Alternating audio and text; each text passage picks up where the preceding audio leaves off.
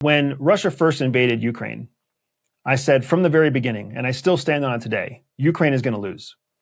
Ukraine is going to lose. And Zelensky can make all the big promises he wants about reconstituting Ukraine's original borders before it lost, Crimea, et cetera, et cetera. He can do it all he wants.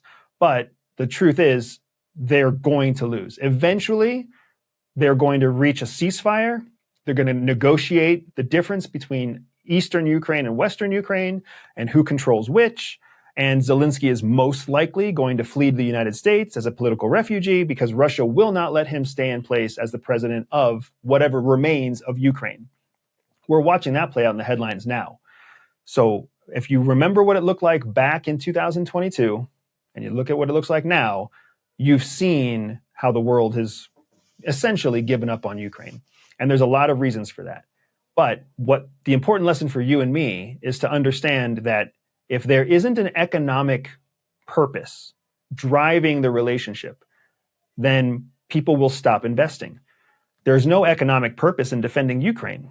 There is an economic purpose for Russia to continue oppressing Ukraine. So it's a question of economics, just like everything else. It's different in Israel because Israel has a huge economic impact on the West. All of our medical technology comes from Israel. Many of our precious metals and precious jewels come from Israel. Plus, we have an ideological connection to protect the Jewish faith because of what happened with the Nazis in World War II. So there's economic and ideological reasons why we support Israel. The reason Netanyahu is able to continually spit in the face of the West is because he understands that. He knows that he can push the dial as hard as he wants to push the dial. And the United States has no option. The West has no option. We must continue to help Israel because to let the Shia Crescent or to let Iran or to let the Middle East destroy Israel is only going to do economic harm to what we have in the West.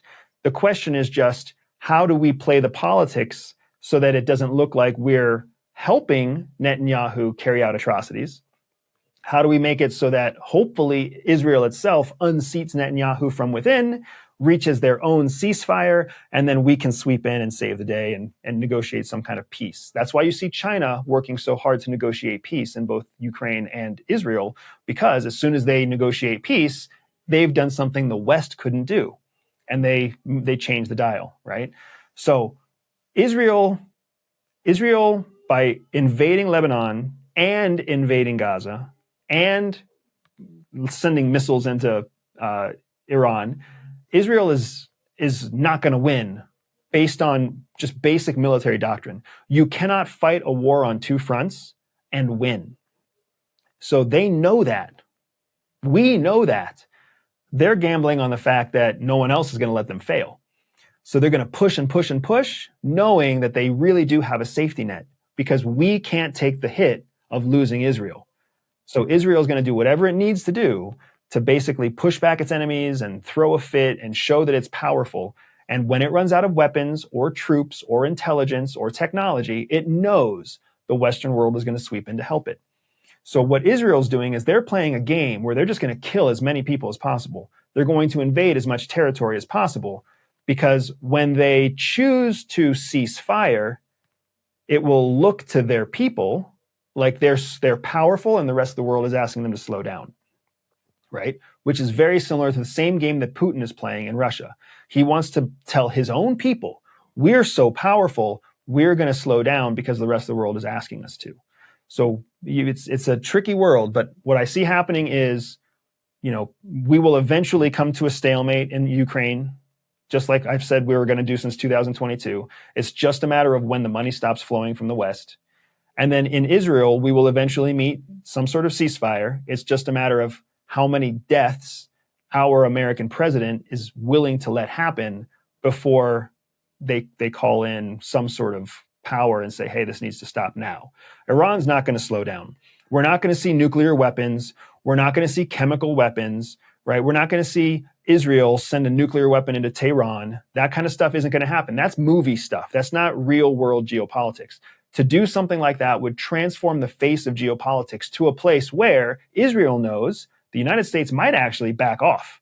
The United States might let Israel fail if Netanyahu sends a nuke into Iran, because Iran might send a nuke into Israel, and that's going to have secondary effects on Jordan, and then that's going to put a major pressure on Saudi, and then it's just going to turn nasty.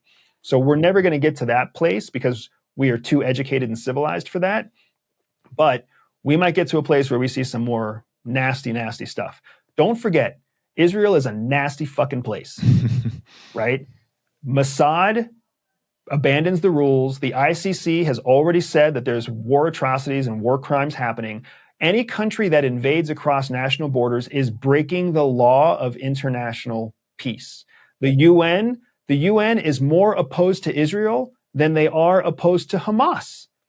And the United Nations is a conglomerate of like 160 nations. So we've got to keep in mind, objectively, we're looking at the conflict through the lens of our own personal conditioning, our own social conditioning. You have to look at it objectively. And whether you agree with me or disagree with me, your opinion is yours, just like my opinion is mine. But at the end of the day, Israel will continue to push its power. Russia will continue to push its power. And all the other countries are kind of deciding what their level of involvement is going to be before there's some kind of ceasefire or temporary truce.